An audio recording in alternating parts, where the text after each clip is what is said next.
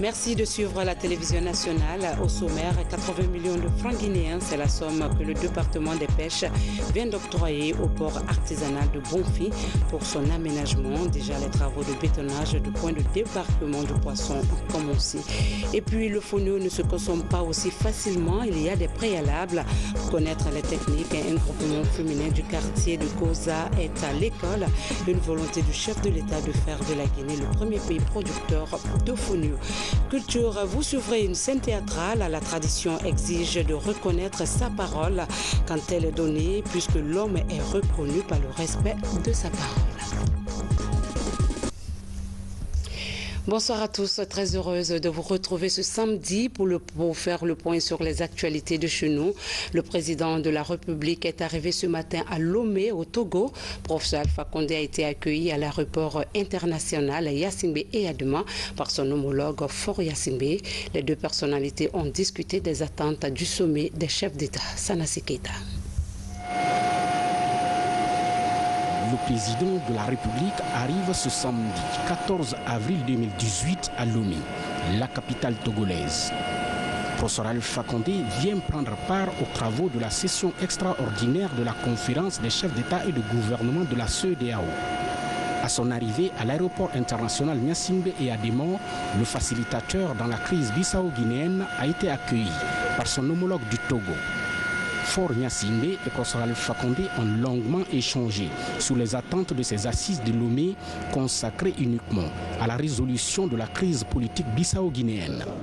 Ces deux personnalités ont insisté surtout sur le respect scrupuleux des accords de Conakry qui visent à résoudre des différends qui opposent les acteurs de la vie politique bissau-guinéenne. Des accords que même la communauté internationale souhaite voir se concrétiser pour le plus grand bonheur du peuple de la Guinée-Bissau. Et puis le sommet extraordinaire des chefs d'État et de gouvernement de la CEDEAO a ouvert ses portes ce 14 avril à Lomé au Togo. Au menu de la rencontre, la situation politique en Guinée-Bissau. Plusieurs autres points ont été évoqués au cours de ces assises, notamment la mise en place des accords dans le but de garantir la paix et la stabilité en Guinée-Bissau. On retrouve encore Sanassi Keita pour le compte rendu.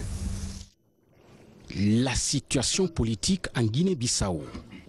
C'est le principal sujet au menu de cette session extraordinaire des chefs d'État et de gouvernement de la CEDEAO tenue ce 14 avril 2018 à Lomé, la capitale togolaise.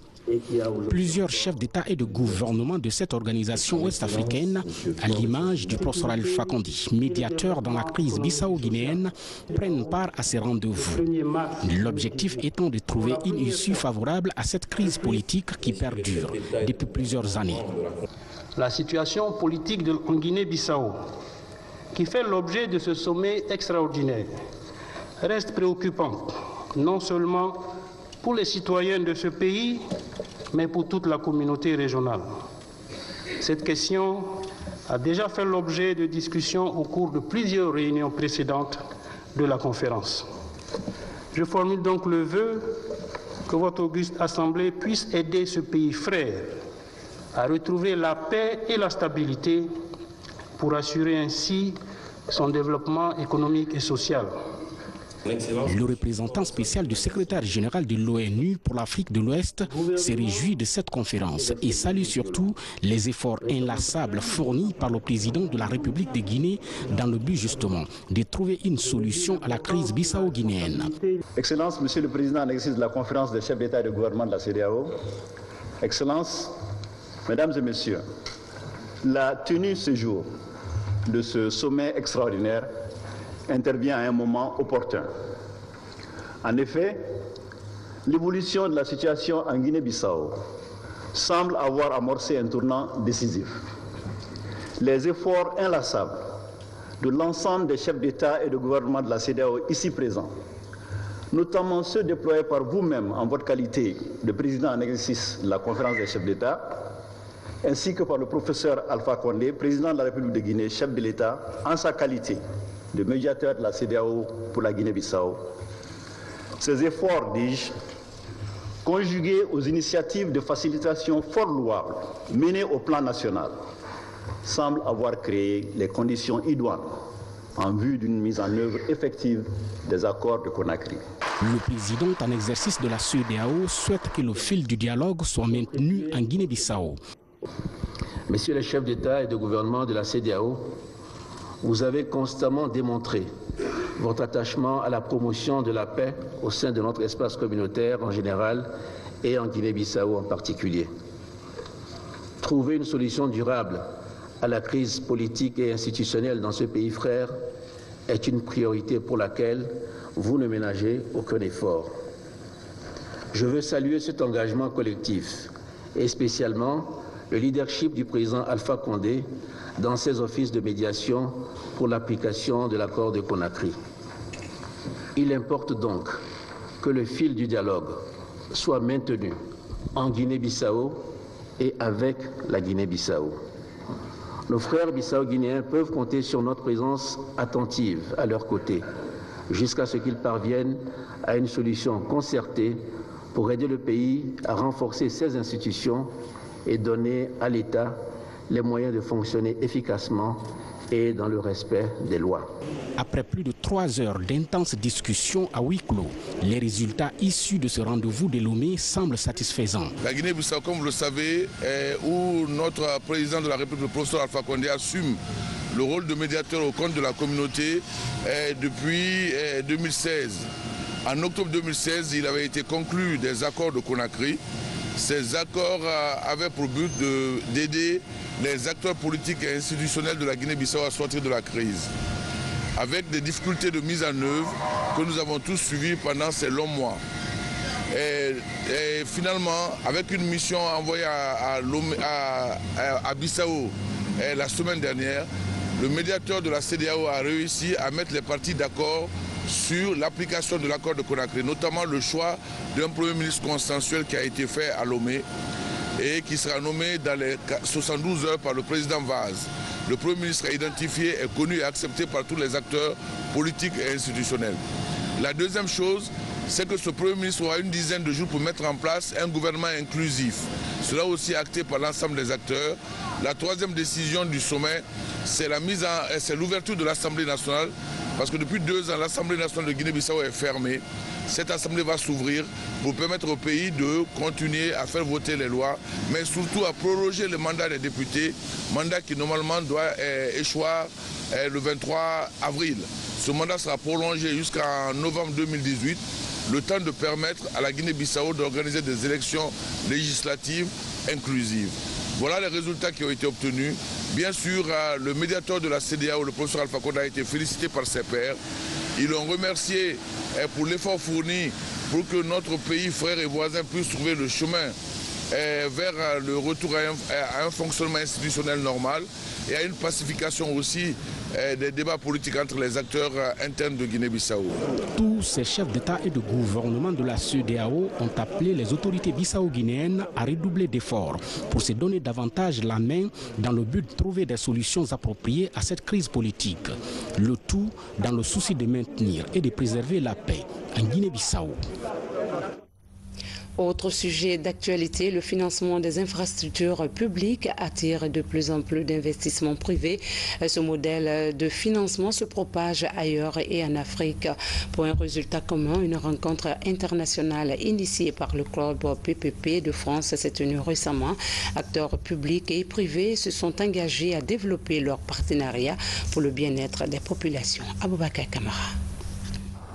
De nos jours, les financements pour réaliser des équipements publics sont difficiles à trouver. De plus en plus, l'autorité publique fait recours alors à des financements ou gestion privée des infrastructures à usage public. C'est le principe de partenariat public-privé PPP. Ce modèle de partenariat innovant dans le développement des pays surtout francophones a le vent en poupe. De nombreux clubs sont ouverts pour l'encourager. Le club PPP de Paris est l'un des plus anciens. Il s'ouvre progressivement à l'Afrique. Ce club est ouvert sur l'Afrique déjà depuis 7 ans. L'objectif, il est de voir s'il y a des évolutions législatives nécessaires sur les partenariats publics-privés dans les réglementations africaines, mais aussi de mettre en commun, en coalition, les pays qui s'intéressent au PPP, les équipes des PPP des ministères des Finances, les banquiers, les avocats, pour dialoguer entre eux, apprendre des autres et progresser plus rapidement. Quel est l'avantage aujourd'hui pour les pays africains d'appartenir à ce club? De dialoguer. de regarder ce qui se passe ailleurs, de comparer, de faire de l'incentive, de s'apercevoir qu'il y a une autoroute à Dakar qui est ouverte et qui marche, qui est un PPP, et se demander est-ce que je peux la faire chez moi, de s'apercevoir qu'il y a de l'irrigation qui a été faite au Maroc pour les orangeries en PPP, qui amène le mètre cube d'eau le moins cher possible sur le continent africain, et pourquoi pas le faire chez moi. Quelle est la règle juridique, le montage financier qui nous permettrait de le faire. Donc l'idée c'est vraiment de faire de l'échange d'expériences, de se parler, de progresser, donner envie aux décideurs politiques de ces États d'accélérer les investissements par des outils nouveaux qu'est le PPP. Ici, banquiers, assureurs et représentants des collectivités territoriales se retrouvent pour des échanges de bons procédés. Les cas de réussite sont partagés en vue de convaincre les plus sceptiques sur les bienfaits des contrats de partenariat public-privé. La Guinée, pour la première fois, participe ici au club PPP de Paris. Nous sommes à l'honneur parce que, d'un point de vue du dispositif législatif réglementaire, la Guinée a fait plus de progrès que n'importe quel pays africain dans la mise en place de l'arsenal PPP, c'est-à-dire pour l'attractivité en tant que pays pour recevoir les investissements PPP. Donc la Guinée est là pour le donner, le témoignage à la communauté des investisseurs que la Guinée est prête pour recevoir les PPP. Et elle est là pour donner le témoignage également aux autres pays africains. Comment peut-on s'organiser comme on l'a fait pour rendre l'environnement des affaires plus attractif, pour plus de visibilité en termes de projets PPP en Afrique. Aujourd'hui plus qu'hier, les décideurs publics sont conscients de la nécessité d'investir dans les infrastructures publiques de qualité. Selon les études, la croissance engendrée par les investissements et infrastructures favorise les pauvres. Améliorer les investissements et l'efficacité des services exige alors un modèle de partenariat qui s'ouvre au privé. Retour en Guinée, 80 millions de francs guinéens, c'est le montant que le département des pêches, de l'aquaculture et de l'économie maritime vient d'octroyer au port artisanal de Bonfi pour son aménagement. Ce projet vise à améliorer les activités de ce secteur économique. Déjà, les travaux de bétonnage du point de débarquement du poisson ont débuté. Reportage Tcherno Maroufba dans un commentaire de Falilou Diallo. Sur fonds propres des pêcheurs et mareyeuses du port de pêche artisanal de Bonfi, des travaux sont en cours pour l'aménagement des points de débarquement du poisson. Cette initiative est encouragée par les autorités des pêches, de l'aquaculture et de l'économie maritime. Elle offre à cet effet un fonds supplémentaire de 80 millions pour l'élargissement de ces travaux qui favorisent la pratique de l'hygiène dans le traitement et la commercialisation des produits de pêche. À Bonfi, comme nous avons vu déjà, les gens étaient en avance. Ils ont commencé à bétonner le port. Et surtout, ce qui est à retenir, c'est que ce port est retenu parmi les ports qui vont commencer l'exportation des produits halieutiques vers l'Europe. Donc, nous venons en appui pour finir ce qu'ils ont commencé, le bétonnage de cette cour. Ensuite, nous allons voir les autres structures, voir qu'est-ce qu'on peut faire rapidement pour que tout le monde puisse se mettre au travail. Cet appui financier du département des pêches, de l'aquaculture et de l'économie maritime vise à encourager les efforts des responsables du débarcadère de Bonfi dans le maintien d'un climat de sérénité au sein de la communauté des pêcheurs artisans. Avec ce fonds, les responsables de ce port artisanal envisagent d'autres travaux d'amélioration des conditions de travail au port de pêche de Bonfi. Nous sommes très contents de cette invitation par rapport aux travaux de bétonnage dans notre port. Le gouvernement nous a vraiment aidés. Cette assistance nous donne plus de force dans les travaux que nous avons entamés. C'est la joie pour tous.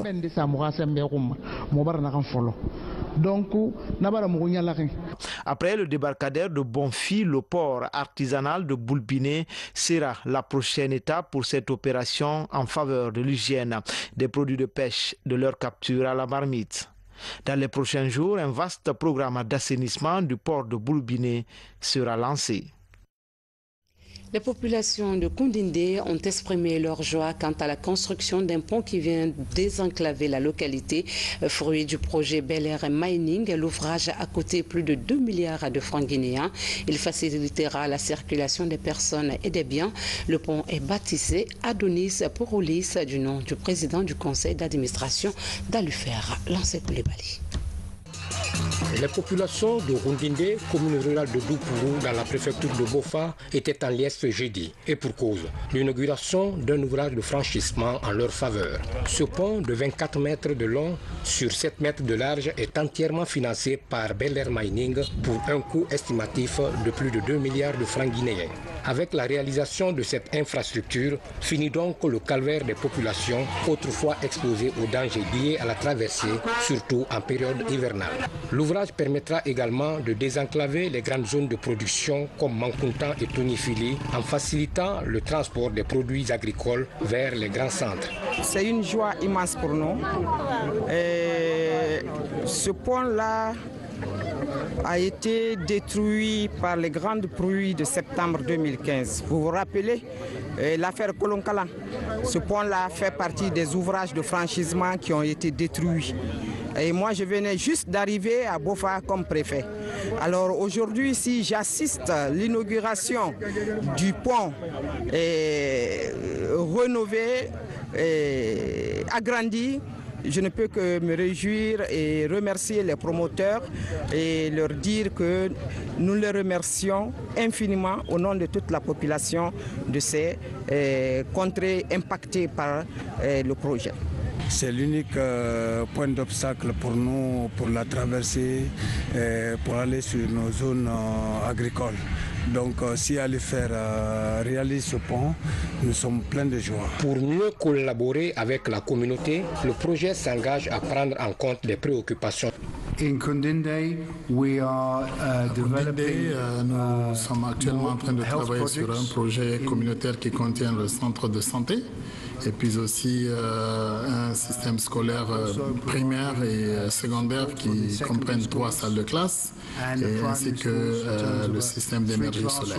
Nous sommes globalement à 75% de développement du projet. Très bientôt, nous contemplons faire la première exportation de bauxite qui est prévue pour le 4 août de cette année. Satisfaits de l'appui des responsables du projet, les sages ont fait des prières en faveur de la quiétude sociale et de la réussite du projet dans le Kolissoro. Les DG se rapprochent de ses clients en leur facilitant le paiement des factures. Avec la société de jeux Guinée Games, la société d'éclairage public vient de signer un partenariat pour le paiement des factures via les guichets de la loterie. Habib Thiam pour les détails. Le service au client. Comme vous pouvez voir... Avec ce nouveau partenariat, la société électricité de Guinée offre une autre alternative à sa clientèle. Désormais, le paiement des factures est aussi possible dans les différents guichets de Guinée Games. Un pas de plus dans la nouvelle vision de l'EDG qui brise le statu quo et rehausse la qualité de ses prestations. Le plan de redressement interne est notre feuille de route. Tout ce que nous faisons jusqu'à présent est inscrit dans ce plan.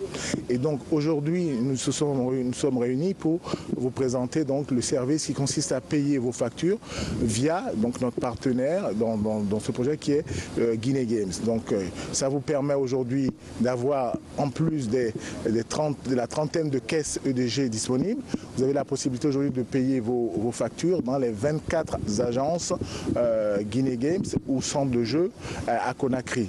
Sur le bien fondé et la viabilité de ce nouveau service, le partenaire privé entend briller par son expertise. Une dynamique visant à rassurer les plus sceptiques au cours de cette conférence de presse. Nous aujourd'hui en termes de réseau, on n'a pas de souci, la technologie est là. Maintenant c'est juste les avancées de DG qui nous donneront des top départs pour nous dire on implante dans telle ville le service de paiement de facture et les différents services de paiement de facture qui vont s'ouvrir. Donc c'est une collaboration on va dire très productive et très professionnelle. Je pense que DG et Guinée Games sont des sociétés aujourd'hui, on n'a plus de problème de ce côté-là en fait. Effectif à Conakry, ce nouveau partenariat sera progressivement étendu à l'ensemble du territoire. Dans les kiosques, les inconditionnels parieurs devront dorénavant compter avec certains abonnés de l'EDG venus régler leurs factures. Ce nouveau service est surtout destiné au paiement des factures des clients domestiques et professionnels en basse tension. Contribuer de manière efficace à l'amélioration de la santé publique, c'est l'objectif que se fixe la structure Tinkiso. Elle vient de lancer une campagne d'entretien des cuves d'eau. L'activité évolue sur le terrain avec l'intervention sur une soixantaine d'habitations. L'équipe était également dans les locaux de la RTG pour l'entretien de nos installations d'eau. Mohamed Assouman aussi ce reportage. À Conakry, construction d'habitats rime presque avec installation de cuves d'eau. Une réserve d'eau destinée à la consommation domestique, la capacité de stockage de ces cuves varie souvent entre 1000 et 10 000 litres. Le problème, l'entretien hygiénique de ces cuves fait défaut. Pourtant, cela constitue une menace grave à notre santé. L'équipe sur le terrain utilise du carbonate, du javel. Le carbonate en premier lieu pour nettoyer et ensuite du gel savon qu'on utilise et plus tard l'eau est récupérée à partir de la source.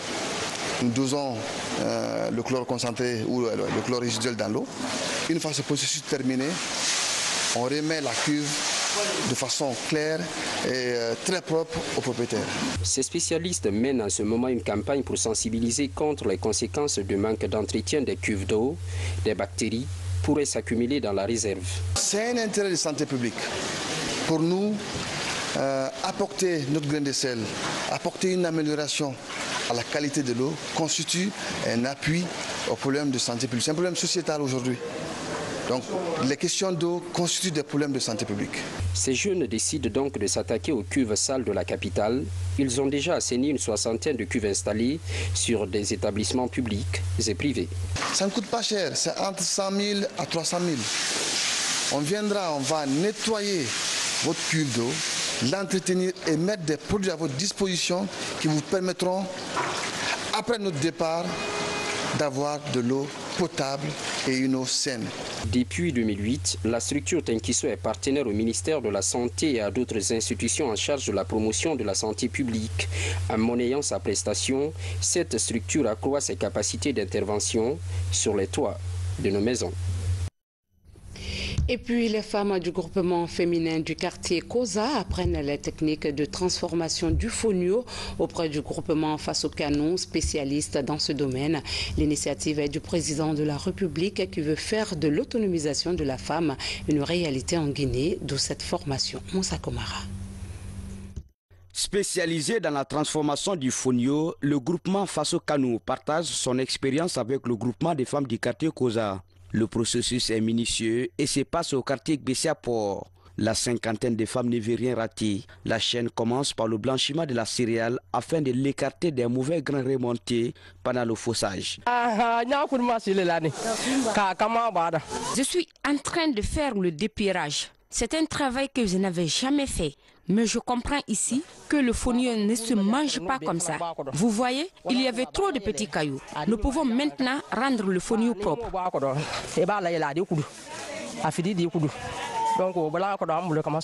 L'autre processus, non des moindres, le lavage de la céréale. Avec cette machine fabriquée par les artisans guinéens, le processus n'est plus traditionnel.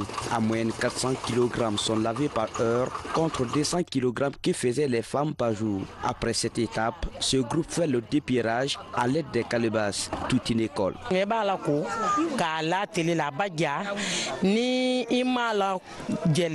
Quand tu laves bien le fonio, tu le tardes sur le soleil. Après le séchage, on revient à la couscoussière pour les précautions. Si tu ne fais pas ça, le fonio va se gâter. Mais quand tu fais comme ça, ça peut durer avec toi sans être gâté.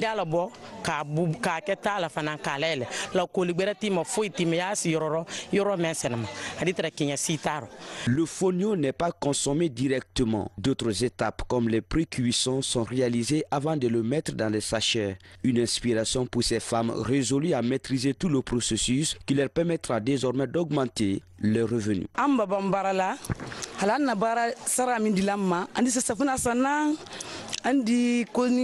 le travail, ce qu'on gagne nous permet de faire face à nos charges, les frais de scolarité de nos enfants, les prix du savon et autres besoins. Nous voyons que le président de la République soutient les femmes. Nous les remercions pour l'initiative.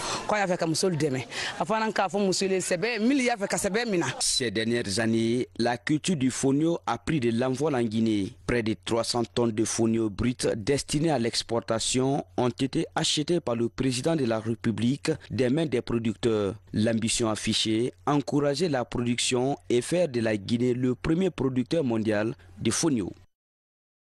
Passons à présent à l'actualité Guinée en bref qui nous amène à vous informer sur la coopération guinéo-allemande axée sur l'amélioration des services sociaux de base, mais aussi de la poursuite des rencontres du médiateur avec les institutions de la République. Abdul Karim Kamara.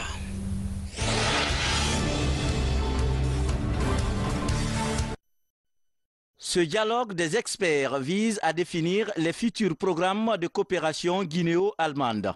Il est axé sur l'amélioration des services sociaux de base, notamment la santé reproductive et familiale et l'éducation de base. Le dialogue des experts, au-delà des questions d'intérêt intergouvernemental, s'élargira au partenariat public-privé et s'ouvrira très prochainement à la coopération bilatérale entre les secteurs privés, les milieux d'affaires, les collectivités territoriales, les ONG et fondations.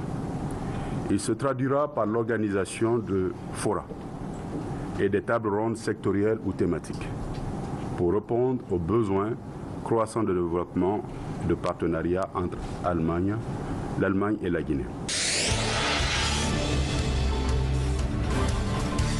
Le médiateur de la République poursuit sa série de rencontres avec les institutions de la République. Après la Cour suprême et l'Assemblée nationale, Mohamed Saïd Fofana est reçu par le président de la Cour des comptes. Objectif principal, impliquer tous les acteurs sociaux dans la résolution de conflits à l'amiable. Le président de la Cour des comptes a exprimé le soutien de son institution au service du médiateur. Nous allons continuer à resserrer ces relations entre la Cour et la médiature, et aussi comme la Cour aussi est en train de se mettre en place et au bénéfice bien sûr des citoyens, donc du peuple de Guinée. Nous avons presque les mêmes missions, donc nous allons continuer à renforcer ce partenariat entre la médiature et nous. District de Soribadou, sous-préfecture de Diassodou, préfecture de Beila. Ce sacrifice est un moment d'invocation et de prière pour le développement de la localité. Le district est composé de 5 villages. Cette retrouvaille tournante vise à aider chacun à découvrir la localité. Ici, en première ligne, le conseiller du chef de l'État ressortissant de Soribadou. Ansoumane Condé porte les messages de paix, d'acceptation mutuelle et du vivre ensemble à la base. Le fait de venir au village, le fait de se rassembler de temps en temps, ça permet de prendre en compte les mésententes, les malentendus qu'il y a pour pouvoir les régler entre les villages, entre les Kabylas, entre les familles, entre même les deux personnes. C'est une occasion de renforcer la cohésion sociale. Donc on ne peut pas parler de paix, d'unité au niveau national sans qu'il n'y ait paix et unité à la base. Depuis plus d'une décennie, l'utilisation des nouvelles technologies de l'information connaît un développement au rythme effréné en Guinée. Face à ce phénomène, certains journalistes s'y prennent mal dans l'exercice de leur métier. À l'occasion de la Journée internationale de la liberté de la presse, Wassolon Agency Communication interpelle les hommes de médias à relever un double défi, celui de la mutation numérique et de la responsabilité sociale. Que les médias guinéens s'ajustent au rythme et au diapason de cette mutation numérique. Le volet responsabilité sociale renvoie à la responsabilité que nous avons au quotidien de faire en sorte que malgré les soubresauts, les agitations politiques et les mouvements sociaux que nous connaissons dans notre pays, que nous travaillons à sauvegarder l'essentiel, c'est-à-dire la paix et l'unité nationale sans lesquelles la démocratie à la construction de laquelle nous travaillons et le développement socio-économique auquel nous aspirons risqueront d'être de vains mots. La 7e édition du concours national Ciseaux d'or connaît son épilogue. Styliste dans la commune de Kaloum, Maître Mamadou Diallo, alias Big, est élu meilleur jeune styliste de l'année 2018. L'événement est organisé par l'Association des jeunes stylistes de Guinée pour la promotion des jeunes talents et la valorisation des textiles guinéens. Le concours était placé sous le haut patronage de la première dame de la République. C'est vrai que ça a été un long combat, mais aujourd'hui je dis Dieu merci. Si vous remarquez les autorités prendre l'engagement devant tout ce monde, devant la presse pour dire que désormais ils vont accompagner cette initiative, donc l'objectif est atteint. Nous continuons le combat, c'est notre part de contribution pour le développement de notre nation.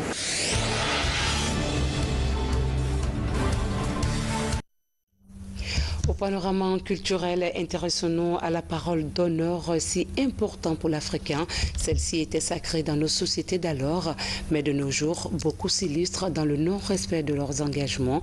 Ce thème est développé au niveau du théâtre, une histoire qui nous parle d'une mère prête à tout pour le bonheur de son fils. Safiatou Kondé.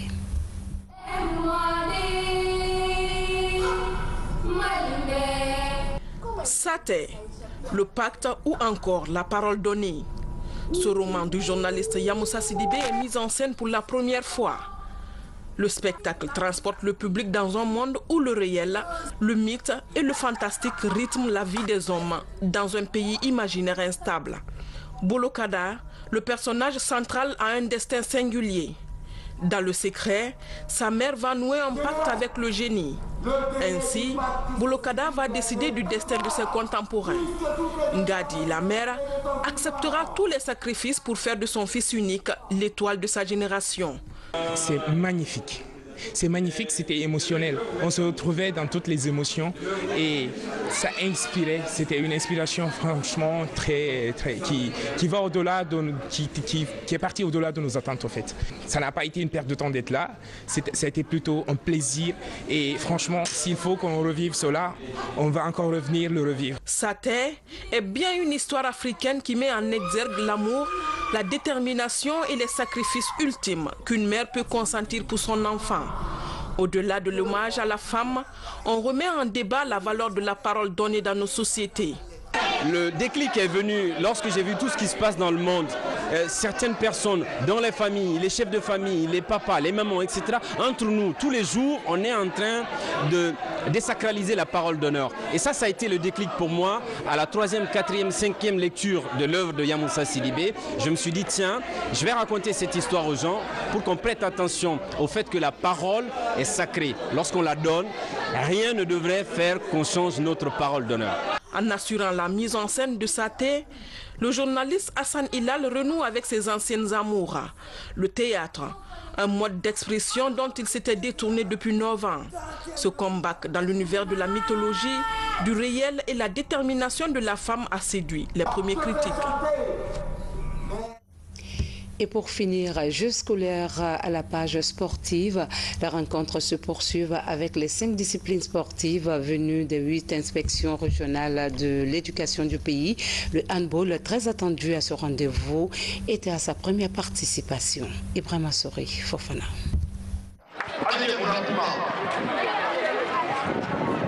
Après plus d'une décennie d'inactivité sur le plan national, les volleyeurs guinéens renouent avec la compétition à ce rendez-vous désormais historique de l'AB 2018.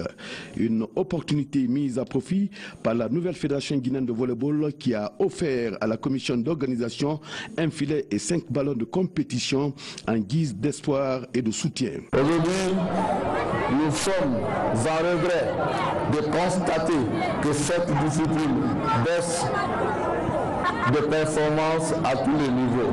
Donc nous voulons sincèrement se joindre à la nouvelle équipe dynamique pour développer cette discipline dans le milieu scolaire. C'est vrai qu'il n'y a pas d'animosité parce que vous êtes de part et d'autre, il y a le filet entre vous, mais je vous demande le fair play, le respect de l'autre et que le meilleur gagne. À l'affiche des premières rencontres de volleyball, la double confrontation des équipes féminines et masculines des inspections régionales de l'éducation IRE de l'Abbé et de Kindia. 2 rencontres qui ont tenu en haleine le public qui a massivement fait le déplacement pour admirer la beauté de cette discipline éminemment scolaire. Au terme de ces rencontres, les équipes de Kindia sont sorties victorieuses dans les 2 séries. Chez les filles, 2-7-0 pour Kindia, respectivement 15-25 et 15-25 en 41 minutes. En série masculine, Kindia s'impose sur le même score, 2-7-0, 15-25 et 16-25 en 67 minutes. Les prochaines rencontres de volleyball auront lieu les samedis et lundis prochains avec les matchs Mamou Kindia en série filles et Conakry Kindia en série garçons en première position et Mamou Labé en série filles, Conakry Labé en garçon en deuxième heure.